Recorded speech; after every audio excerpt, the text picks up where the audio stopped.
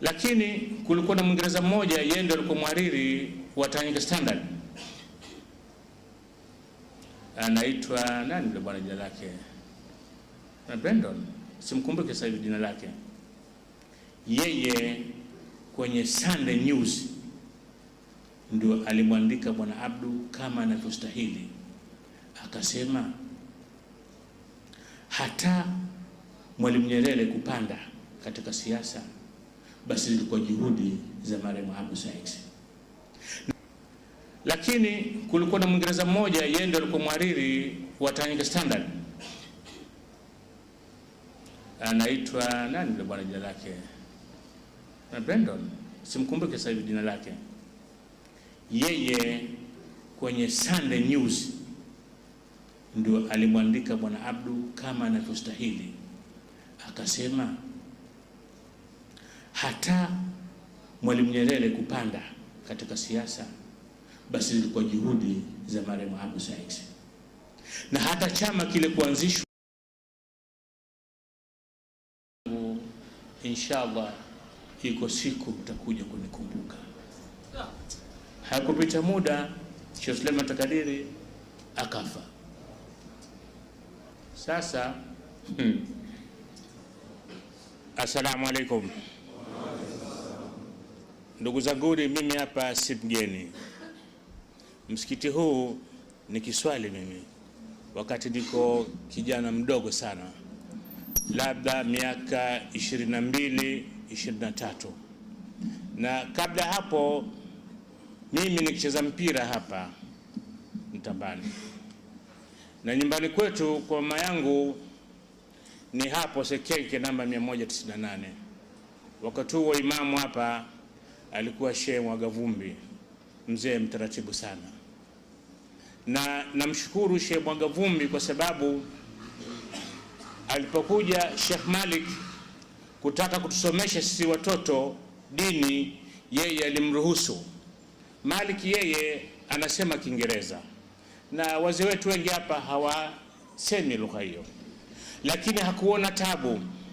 Na wanafunzi kama tulikuwa wengi, na wakumbuka kwa majina, nilikuwa mimi, nilikuwa Liumbi, na nilikuwa na rafiki yetu mwingine kutoka Mombasa akiitwa Habib. Akija hapa Sheikh Maliki wakati huo alikuwa nafatana na marehemu Musa Mdidi na marehemu Burhani Mtengwa, wao ndio, na marehemu Soko, wote wametangulia mbele ya haki, Mwenyezi Mungu atawalipa inshallah. Wao ndio walikuwa tafsiri, na Sheikh Maliki alianza na sura Al-Baqara,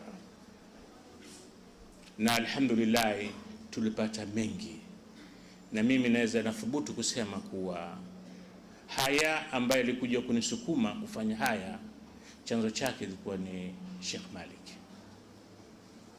Na namalizia kusema kuwa marehemu mama yangu Bi Mwanaisha binti Muhammad, Mungu amrehemu, yeye ndio alikuwa muosha wa wanawake msikiti huu. Kwa mtajua kuwa mimi hapa niko nyumbani kwetu. Kwa kweli Waislamu tumefikia mahali lazima tuzungumze, na tuzungumze lile lililokuwa la haki ili tueleweke. Ingetosha kabisa hotuba ya khatib ikamalizika na mimi nisisimame, ilitosha kabisa. Leo kwa sababu mmeniomba kuzungumza, inshallah nitajitahidi nizungumze. Nataka nikupeni kisa kimoja. Siku moja, siku ya Idi, mimi na rafiki yangu mmoja anaitwa Clasti. Clasti ni mtoto wa marehemu Abdu Sykes. Kanipitia nyumbani, twende tukaswali Idi. Tukisha swali Idi, twende nyumbani kwa Sharifa Atas tukamwamkie na kufuturu. Sharifa Atas yeye nyumba yake inatizamana na msikiti wa Shavili pale. Tumefika pale baada ya kuswali, tumekuta kwenye chumba chake varanda wazee wengi, mmoja wapo namkumbuka Bwana Hamida Tuli, yeye na kama tumbibii kule. Basi tukawa tunafuturu pale. Mara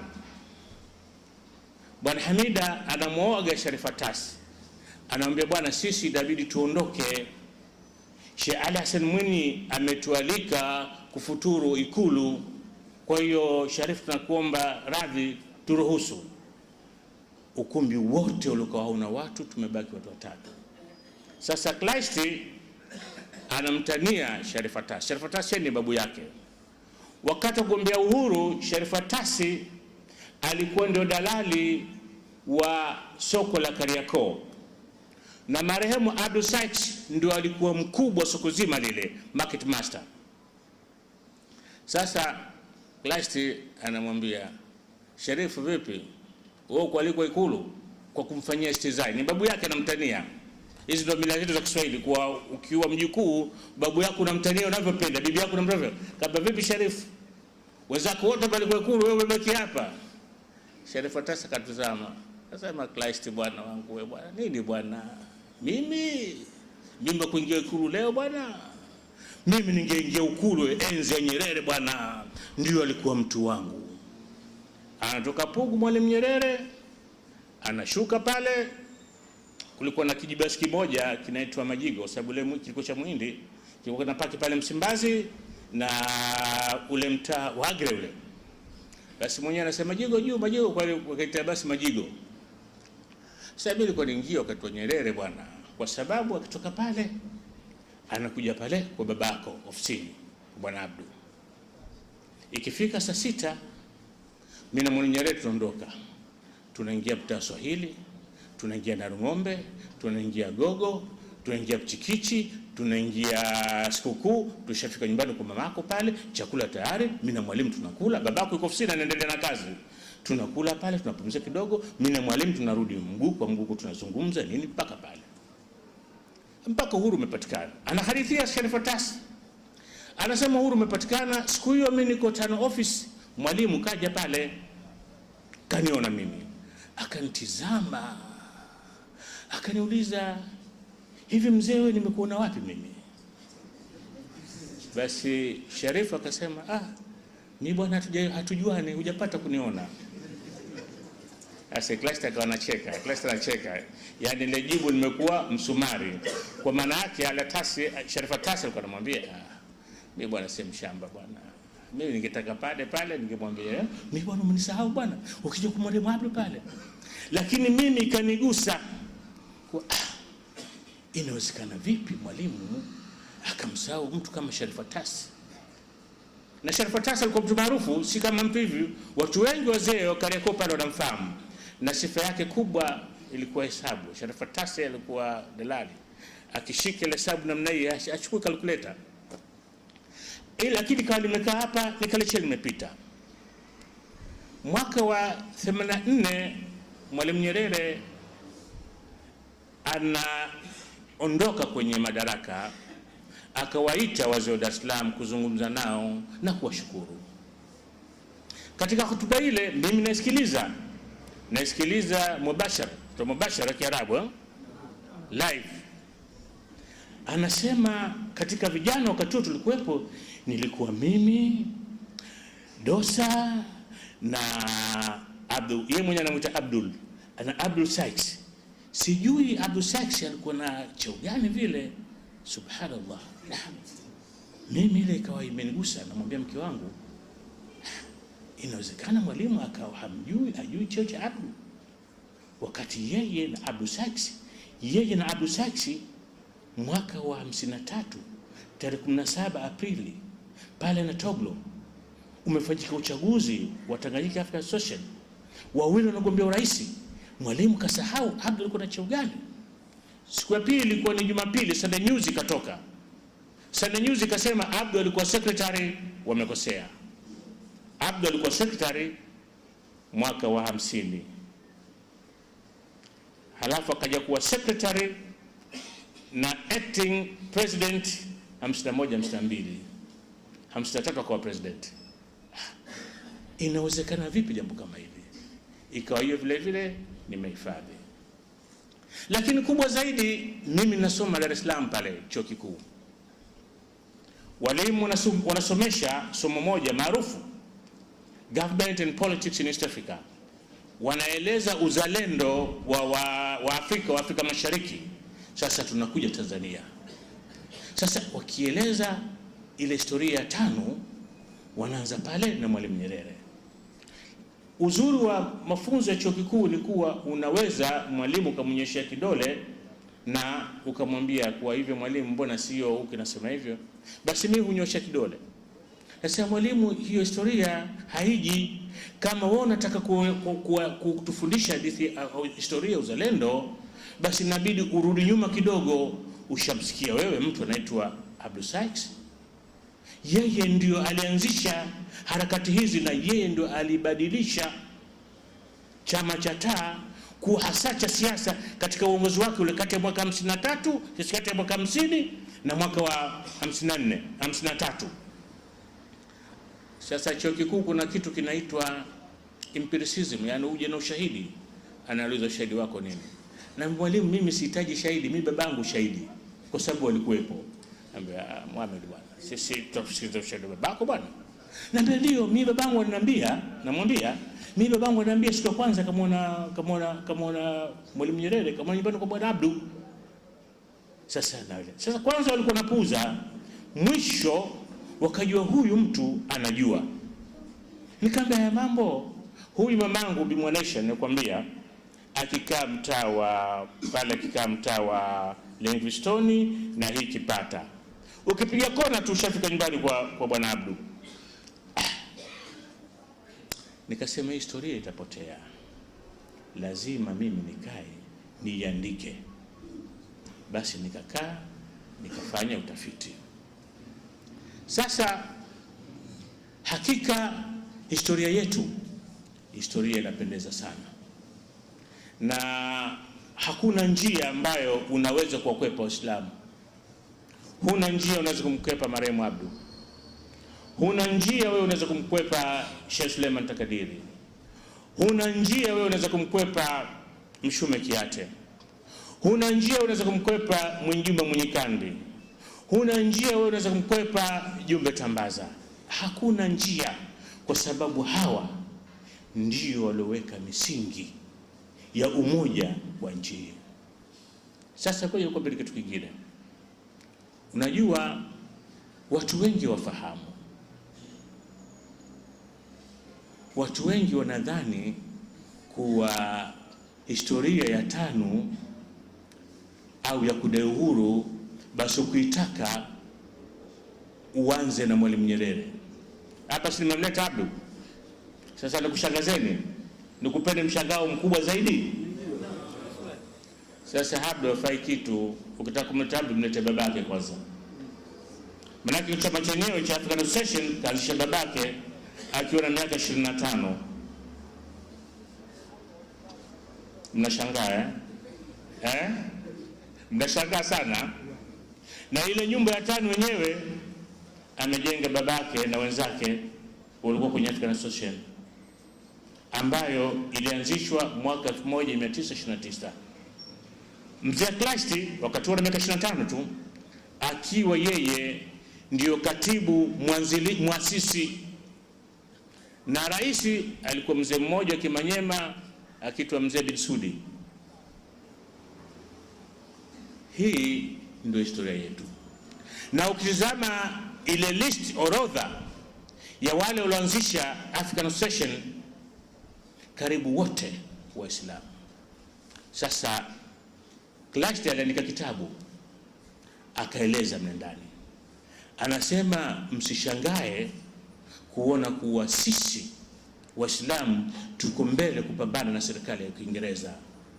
Wenzetu wanakatazwa kwa sababu wanaambiwa sisi ni watu wabaya, tunapinga serikali. Nikupeni mshangao mwingine. Mnavijua vita vya Majimaji maarufu vimepigana kati ya 1995 mpaka 1907. Vita vya Majimaji, waandishi wa Kikristo wa hapa nchini wanasema kuna mambo ndani ya vita vile hayaeleweki. Kama mwandishi mmoja anaitwa Gwasa, kama hapa kuna wanafunzi wa sekondari au na vyuo wakamate Ligwasa, waende pale chuo kikuu, waende kwenye maktaba, watizame maandishi yake. Lakini akaja mwandishi mmoja anaitwa Augustus Dims. Yeye alikaa sana Bagamoyo kwa Sheikh Muhammad Ramia. Yeye alitaka kuandika kuhusu tarika na mchango wake wa tarika katika kupigania uhuru wa Tanganyika. Na ukitaja tarika kubwa hapa ni Kadiria ya Sheikh Muhammad Ramia. Na Muhammad Ramia unajua tunaweza tukenda hivi mpaka tukachoka sisi. Tunaweza kwenda hivi mpaka tukachoka. Muhammad Ramia alikuwa ndugu zake wawili, Idi Tosiri na Idi Faiz Mafongo. Hawa ndio walimchukua Mwalimu Nyerere Dar es Salaam pale, wakampeleka Bagamoyo kwa Sheikh kumwambia, tumemleta mwenzetu huyu, tunataka utunge mkono chama hapo, fungue branchi, na Dar es Salaam branch tushafungua, tunataka kuda uhuru kwa Uingereza. Hawajasoma mahali popote. Ili Faiz Mafongo, sasa nitakurudisha nyuma kidogo. Kleist alipomaliza ile African Association kuiunda mwaka wa 1933, akaanzisha chama kingine, Al-Jamiatul Islamia fi Tanganyika, yeye mwenyewe akiwa katibu na Mzee bin Sudi akiwa president. Kwa hiyo unaona hapa kuna siasa, African Association, hapa kuna jumuiya ya Waislamu, Al-Jamiatul Islamia fi Tanganyika. Viongozi wale wa huku ndio chumba kile wasema sasa tunafanya mambo ya siasa, wanazungumza yao siasa.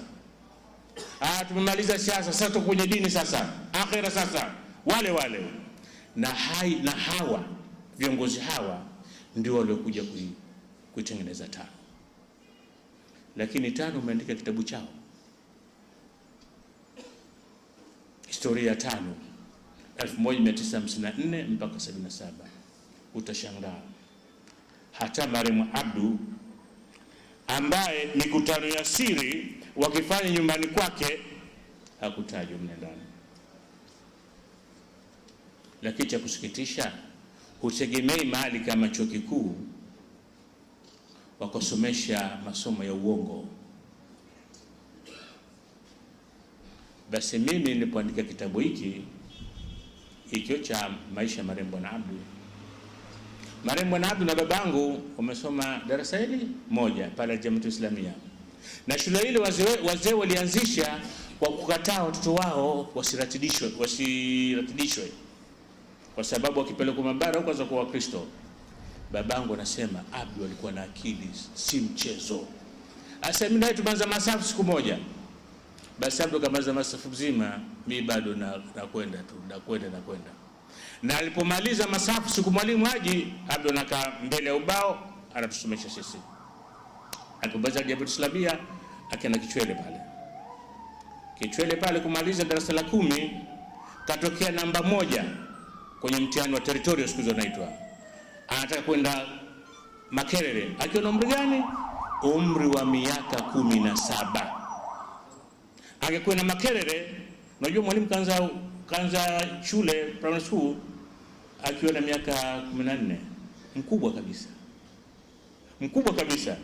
Miaka 17 Abdu anataka kwenda Makerere. Bahati mbaya vita vya pili vimekuja. Waingereza wameona ile Kichwele, wamemchukua Marehemu Abdu, wampeleka Bama, na wanasema, mimi nimeziona mpaka medali zake katika Afrika, katika King's African Rifles, Afrika nzima, chuo kikubwa kabisa, hizi epaulets hizi. Sasa waacha kina Mutesa, waacha kina Mkwawa, wale walipewa vile vyeo kwa sababu wale walikuwa ni watawala, machifu. Abdu Said alipata kwa sababu ya udawari wake.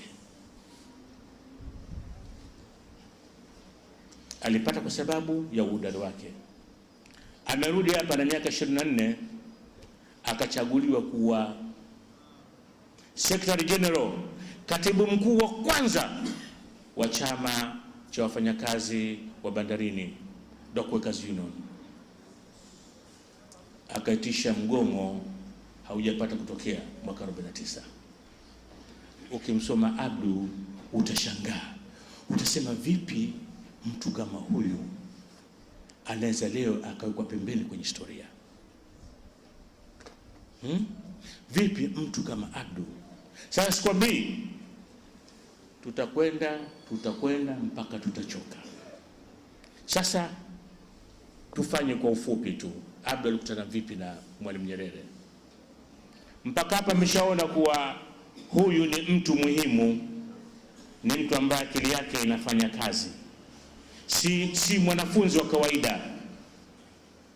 Na sifa yake kubwa Marehemu Abdu, kwanza wanasema alikuwa na roho nzuri sana, halafu alikuwa na Kiingereza kizuri sana. Kiingereza chake kilikuwa kizuri sana.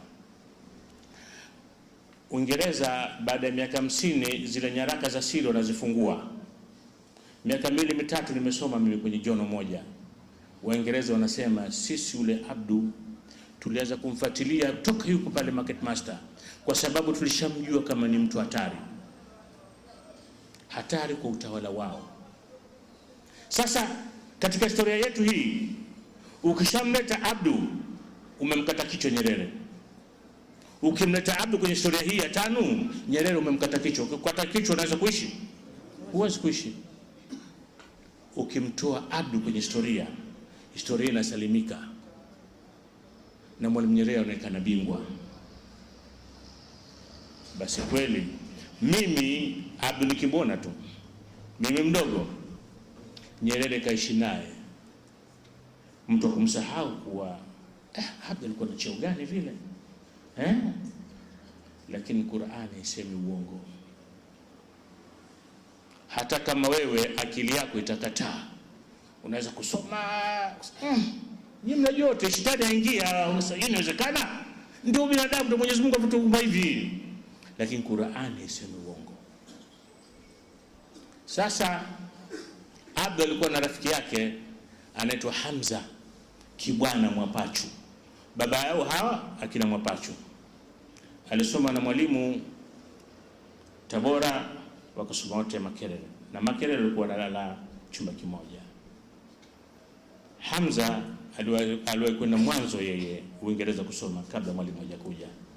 Kwa hiyo Mwalimu alipokuja kule, Hamza akawa sasa anarudi, akamwambia Mwalimu, unakwenda Dar es Salaam, mimi nakupa barua hii, na kuomba ukifika pale Dar es Salaam, mimi na rafiki yangu anaitwa Abdul Wahid Sykes, ni mtu maarufu sasa hivi, ndio kiongozi wa African Association pale, mpe hii barua. Mwalimu amekuja Dar es Salaam 52 fundisha Pugu. Mtu ambaye alikuwa anamjua ni Joseph Kasela Bantu.